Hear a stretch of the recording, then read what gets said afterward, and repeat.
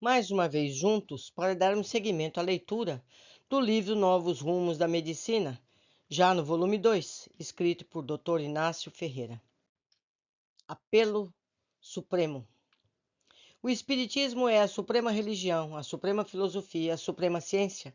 Veio trazer às criaturas o verdadeiro consolo, verdadeira explicação e a certeza, proporcionando-lhes os conhecimentos necessários para as eternas interrogações de onde vim, quem sou e para onde irei. O Espiritismo é a suprema religião, pois sintetizando os mandamentos do Cristo no não façai aos outros o que não quereis que vos fizessem, ensina as criaturas a se irmanarem, se congregarem em uma só família, um só bloco, sustentado pelo amor, pela dedicação, pelo auxílio mútuo. Outras religiões ensinam o mesmo, dirão muitos, mas o Espiritismo ensina dentro do livre-arbítrio, sem sacerdotes, sem guieiros interessados ou escudados em um ser supremo que castiga, sem as ameaças de um inferno, sem as recompensas de um paraíso. Entrega a criatura a si mesma, ao seu próprio raciocínio, à sua própria compreensão. Com o livre-arbítrio e com o entendimento iluminado pelos sentimentos do bem e do mal, por si mesma terá de caminhar, escolhendo à vontade a estrada do dever ou o caminho do erro. Outras religiões ensinam o mesmo, mas o Espiritismo não possui sacerdotes, nem guieiros para, em nome de um Cristo negociante, impingir aos seus crentes, as ovelhas do seu rebanho, os diversos artifícios com os quais se distinguem os que pagaram mais, com o ouro sobrepujando o merecimento dos pobres. O Espiritismo só distingue entre os seus crentes o caráter, a dignidade, a honra, a moral, não vendo no dinheiro, no pergaminho e nas posições sociais elementos para sobrepujar o pobre e o miserável. Com orações pagas, com artifícios, com dinheiro, não se fazem crentes sinceros? E quando aparecem alguns, pois ainda existem muitas criaturas sinceras, essa sinceridade nem sempre ainda tem valor, pois está com os olhos na recompensa de um céu ou no temor de um inferno. O Espiritismo não trabalha para angariar adeptos, porque pelos seus ensinamentos o número é superado pela qualidade. Ele, o Espiritismo, entrega à criatura o Evangelho, os ensinamentos estabelecidos pelo Cristo. É o odre do cajado do deserto, a vida material, a luz que lhes mostra o caminho a seguir. Seja o indivíduo pobre ou rico, branco, preto, não importa. Manda que caminhe provido apenas das moedas dos bons sentimentos, pois se o ouro proporciona o conforto, é incapaz de proporcionar os sentimentos bons. Em outras religiões, com o ouro se compra o reino dos céus e geralmente sem ele ganham-se as profundezas do inferno. O Espiritismo é filosofia, pois é a única capaz de explicar, entre todas as demais coisas, a diversidade de sorte das criaturas, a sua finalidade na vida terrena e o futuro que as aguarda. A lei primordial da humanidade é a lei da evolução. Tudo tende a caminhar, tudo tende a evoluir. Na concepção de outras filosofias, que só encaram a vida material, a maior afronta que se pode fazer a Deus onisciente, justo e poderoso é acreditar que Ele, Deus, proporciona aos seus filhos pobreza para uns, riqueza para outros, saúde a uns, misérias e sofrimentos para a maioria. A filosofia espírita explica essa diversidade como culpa da própria criatura, vítima da sua incúria terrena, quando não vítima do seu próprio passado, em cumprimento de provas impostas ou escolhidas como resgate das suas faltas. Aqui está para aprender, para evoluir, para ressarcir faltas para o aprimoramento do próprio espírito. Outras filosofias dão à criatura terrena o mérito de viver, comer, trabalhar e sofrer, quando não usufruir o bem-estar proporcionado por fortunas que não conquistou com o trabalho e com o esforço.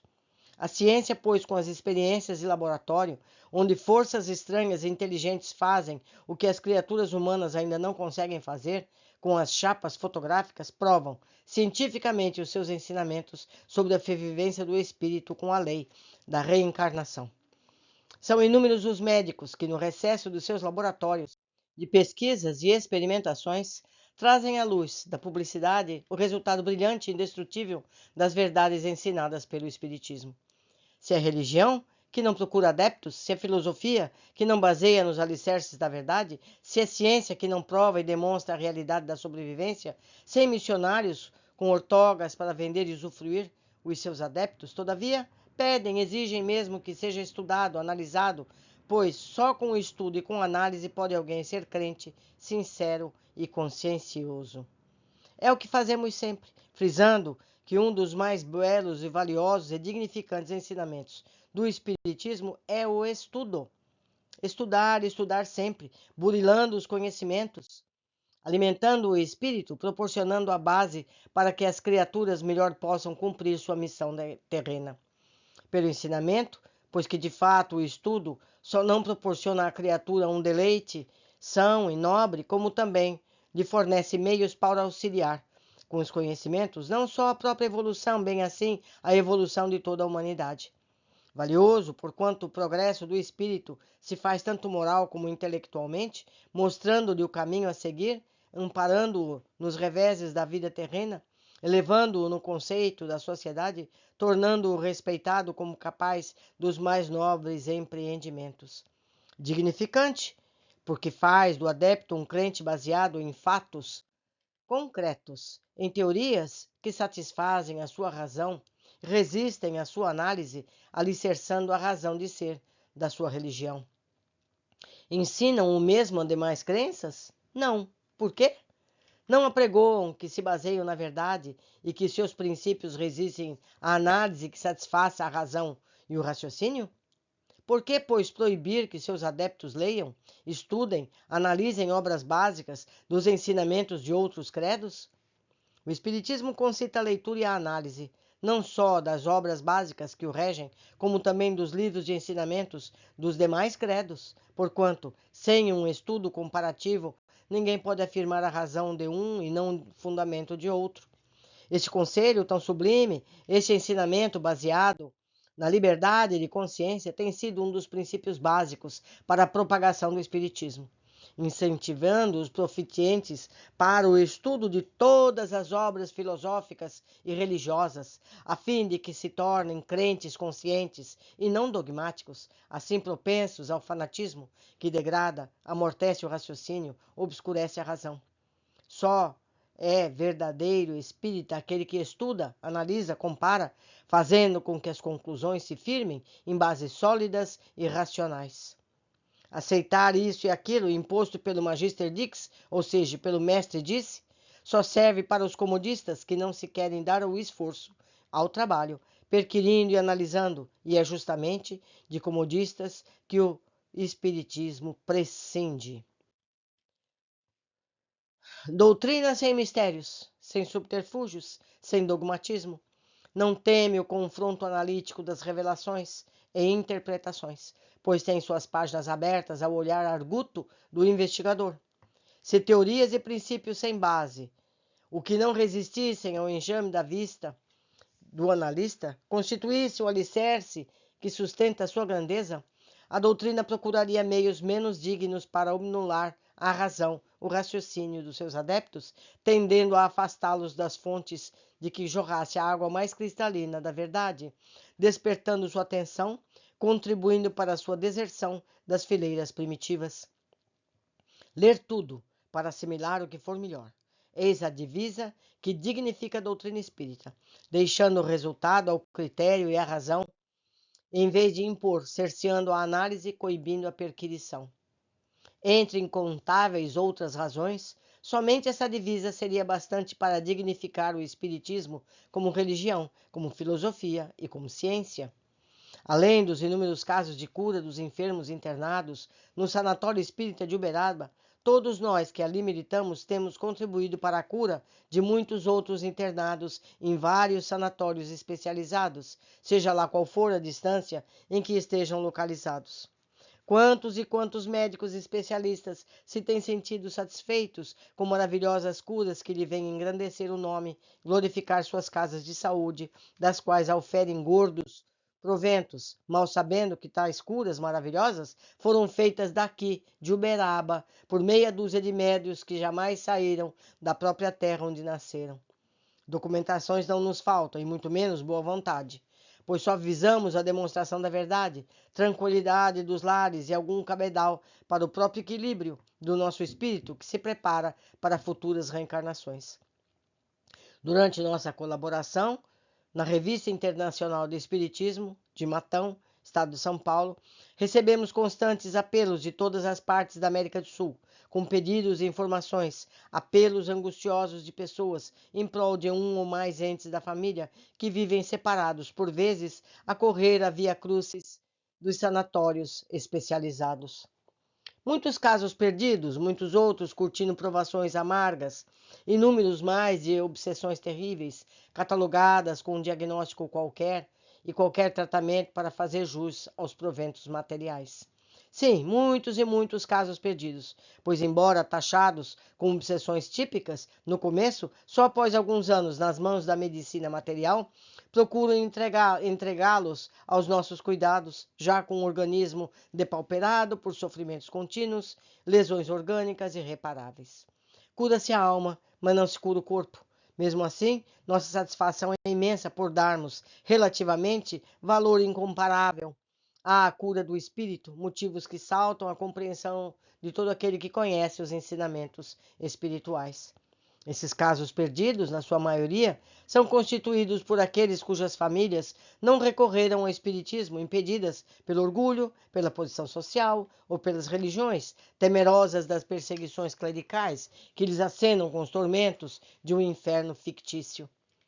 De qualquer maneira, todos os casos são submetidos à opinião de entidades amigas, e quando se nos depara algum com um diagnóstico de obsessão, preparamo-nos para, em trabalhos especiais, atrair as respectivas entidades obsessoras com resultados sempre felizes. Um fato, entre dezenas de outros, não pôde ter, infelizmente, o fim almejado, apesar de ser típico caso de obsessão. Pela determinação divina, já estavam contados os seus dias. Certa vez recebemos por via aérea um longínquo estado do Brasil a seguinte carta, que transcrevemos em parte ressaltando nomes próprios em respeito à angústia da família, às reencarnações passadas de alguns dos seus membros, reencarnações pontilhadas de atos desairosos como as de todos nós que ainda vivemos na libré da carne. Diz a carta: Ilustríssimo Senhor, Dr. Inácio Ferreira, Uberaba, Minas. Tenho um filho rapaz de 23 anos de idade, que há 3 anos se acha no Rio de Janeiro em tratamento. O rapaz foi acometido aqui de sintomas esquisitos, sem demonstrar, entretanto, sinais de alienação mental. Muitas vezes pintava o rosto de preto, andava como se estivesse paralítico, escondia-se nos cantos dos aposentos. Enfim, praticava uma série de tolices. Pelo lado paterno, meu lado, portanto, esmiuçando para trás, fui até 4 gerações da minha família, não encontrando nem tendo notícia de casos de loucura. Pelo lado materno, da minha mulher, pois não tive ciência também de moléstia semelhante. Mas assombrado com o caso que se apresentava em meu filho, chamei um médico especialista em moléstias mentais, daqui, do estado. Este prescreveu-lhe uma série de medicamentos, sem nenhum resultado. Depois aplicou-lhe cardiazol na veia. O efeito de 15 injeções foi completamente nulo, pelo que deliberei mandá-lo para o Rio em abril de 1940. Ali o menino foi visto, examinado por 10 especialistas, inclusive o professor, ele deu aqui o nome, que está secreto. Um somente diagnosticou esquizofrenia e 9 diagnosticaram neurose profunda, neurose de imaginação e outras, e etc. O doente foi então internado na casa de saúde não diz onde, que é para preservar, onde passou 1 ano sem obter melhores de espécie alguma. O conselho do doutor fulano de tal e fulano de tal foi retirado do internamento, porque, segundo esses, o caso não era de reclusão. O resultado foi o mesmo, pelo que o conselho de um outro tive a mandar interná-lo na casa de saúde, que também não diz o nome, para tratamento pelo método Freud, pois de longos meses de despesas nessa casa, com um médico e doente, se viu abandonado pelo cientista. Tivemos que retirá-lo dali, interná-lo na 4ª casa de saúde, a casa de saúde tal, onde se acha até que me seja possível mandar buscá-lo. Resultado: depois de todo esse longo tempo, entre médicos, casas de saúde, remédios, especialistas, juntas, exames de laboratório, gastei 100 e tantos contos de réis. Fiquei limpo. Meu desejo era ver meu filho curado. Por isso, como pai, não medi sacrifícios. Sou um homem pobre e só Deus sabe o meu esforço, a fim de arranjar os dinheiros para mandar, no sentido de entender as despesas do meu querido e infeliz filho. Rapaz forte, bem constituído, inteligente, com grande pendor para as artes, especialmente música, violinista admirável. Com 9 anos de idade, ele manejava o dificílimo instrumento como um mestre. Só tocava clássicos com tal sentimento que muitas vezes atraía pessoas que passassem pelas imediações de nossa casa a ouvi-lo. Convicto de sua atenciosidade, deliberei vir à sua presença, implorar a caridade de, se porventura vier ao Rio e vir o meu desditoso filho na casa de saúde tal, estou certo que o doutor fulano de tal, pelos conhecimentos e observações que hoje tem, pode perfeitamente dizer se trata realmente de esquizofrenia ou de obsessão ou subjugação de espíritos. Se eu tivesse a felicidade de ver meu filho curado pelo Espiritismo, me comprometeria perante Deus a dar divulgação do caso, fazendo publicar nos jornais de maior circulação o fato de todas as suas minudências, desde o início, inclusive a formidável soma gasta com o tratamento no Rio. Como já disse o doutor fulano de tal, não encontrei antecedentes de família que justificassem o caso de esquizofrenia em meu filho. Trata-se de um rapaz forte, sem lesão cerebral, de nenhuma natureza, como afirmam os cientistas que o viram no Rio, como também não sofre de perturbação glandular. Em 1935, ele foi acometido de uma infecção de tifo. O exame de sangue deu positivo com 12 horas. A febre não teve a curva do tifo, isto é, baixa, na primeira semana, subindo depois na segunda, atingiu o máximo na terceira. Não do primeiro dia até o 14º. A febre foi logo de 40 a 42. Portanto, teve 14 dias de febre escaldante.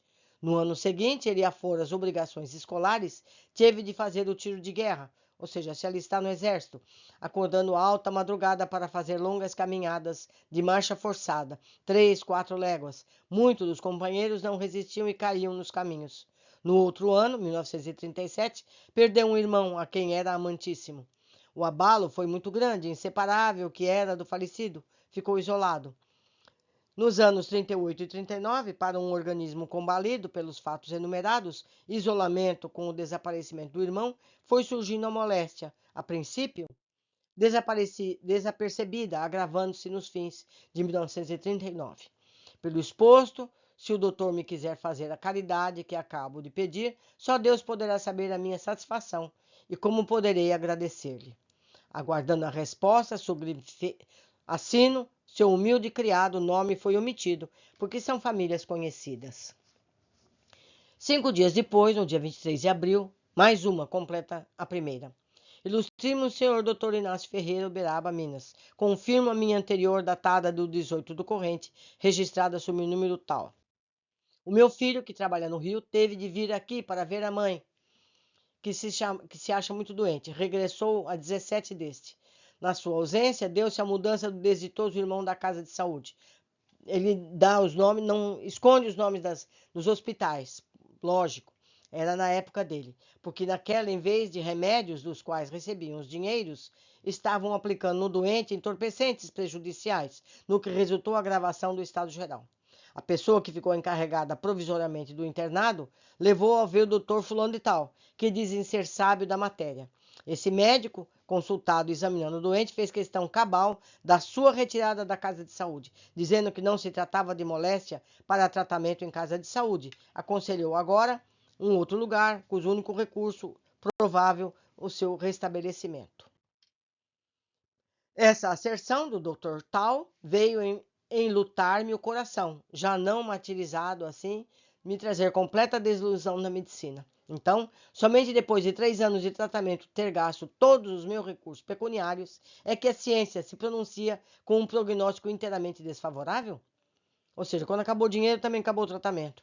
Deus, de infinito amor, pelo dia de hoje, lança uma centelha da tua luz divina sobre o meu desditoso filho, internado na casa de saúde tal, e faze o Senhor com que ele readquira a saúde perdida. Doutor Inácio, em nome de Jesus, eu lhe imploro a caridade de, se porventura vier ao Rio, ir ver meu filho querido. Quem sabe não se trata de um caso de atuação de espírito e já em plena subjugação? Se não existe lesão cerebral, nem perturbação glandular, nem tara familiar, assim como não há nenhum estigma de degenerência, porque a medicina material não encontra recursos? Doutor, se o senhor vier ao Rio, Se for ver meu filho, Deus há de recompensar a caridade. Jesus Cristo guiará os seus passos na vida. E ele assina. Deixamos a cargo do próprio leitor os comentários que suscitam o apelo de um pai, sofrimento do filho da família, o esforço e a quantia despendida, sobretudo a desorientação da medicina terrena do ponto de vista da psiquiatria. Não tem sido essa tecla constante na qual batemos, no propósito de, com os sons a ela produzidos, despertar a atenção dos médicos dignos, a fim de procurarem ver na medicina uma fonte de amparo e sacrifício em vez de orgulho, vaidade e pagamentos materiais? Os consultórios médicos se esvaziam, não por culpa do espiritismo, sim porque está chegando o momento de pagar o tributo do interesse das veleidades. Logo que nos chegou às mãos semelhante apelo, procuramos junto a entidades amigas, ou seja, espirituais, uma orientação para o caso. A resposta não se fez esperar, foi concedida nos seguintes termos. Um caso típico de obsessão, obsessores agindo sempre consciente. É uma vingança. O seu passado está ligado à Áustria e à Itália. Infelizmente, julgamos grave o seu estado, dada a intoxicação orgânica. Seus inimigos continuam agindo. Comunicamos ao pai aflito o resultado da orientação espiritual e 12 dias depois recebemos nova carta, cópia da que ele havia escrito ao filho no Rio de Janeiro. Ilustríssimo senhor Dr. Inácio Ferreira, acabo de ter a dupla satisfação de receber a sua bondosa missiva, datada do dia 27 passado, cuja leitura deu-nos a esperança de cura do filho, que desde os princípios de 1940 se encontra no Rio de Janeiro em tratamento de saúde. O doutor não pode imaginar a alegria que tivemos com a sua citada carta e outra do meu filho, recebida na mesma mala, ou seja, no mesmo correio, na qual diz que tem melhorado consideravelmente nesses últimos dias, coincidindo exatamente com a doutrinação dos seres feitas aí pelo seu bondoso e prestativo amigo. A revelação aí patenteada por esses seres, que tiveram a vida material em termos já se vão longe na Áustria e na Itália, é a mesma história contada por eles, aqui antes do embarque do rapaz para o Rio. Para a divulgação do Espiritismo, o confronto da mesma revelação feita aqui em 1940, agora aí em Uberaba, é importante. O meu filho, a quem telegrafei relatando o resultado da intervenção no doutor, conseguindo identificar os obsessores de fulano de tal, e atraindo para doutriná-los, ficou tão satisfeito também, que me respondeu lembrando-me de levá-lo até aí, junto à cópia de uma carta que lhe fiz, a respeito dos acontecimentos. É um pouco longa, mal alinhavada, entretanto rogo ao doutor perder uns minutos, lendo-a para melhor conhecer os fatos do nosso calvário. Levar o rapaz a Uberaba para interná-lo no sanatório, dirigido pelo nosso bondoso médico para melhor observá-lo e tratá-lo. Seria viável o internamento? Caso afirmativo, quais seriam as despesas hospitalares e outras que se tornaram necessárias? Fico aguardando a resposta. Que Deus derrame luz e amor sobre o nosso bondoso médico e a todos da sua digna família, são os nossos mais sinceros votos de agradecimento a todos nós. Do velho nortista e amigo reconhecido. Nota, devo dizer-lhe que, com apenas 8 meses de estudo de violino, tocava admiravelmente. Tinha nessa época 12 anos de idade. O professor dizia que o violino não tinha segredos para ele. E mais, que abandonara o instrumento há mais de 2 anos, já o pediu para tocar, segundo notícias de outro filho. Cópia da carta enviada ao outro filho, então, no Rio de Janeiro. Meu filho, ontem tive o grande prazer de receber sua cartinha de 26 passado, assim como a esperada resposta do Dr. Inácio Ferreira. Foram 2 cartas cheias de esperança para todos nós. A sua trazendo a notícia das melhores do nosso, diz aqui o nome do menino, e a outra dando-nos a esperança de que o doente ficará bom. Vivemos horas felizes e elevamos nossos pensamentos a Deus, uma prece de agradecimento. Por ser esse um capítulo muito longo, vamos continuar na próxima leitura. Espero que estejam aproveitando bem esse nosso estudo. Até lá!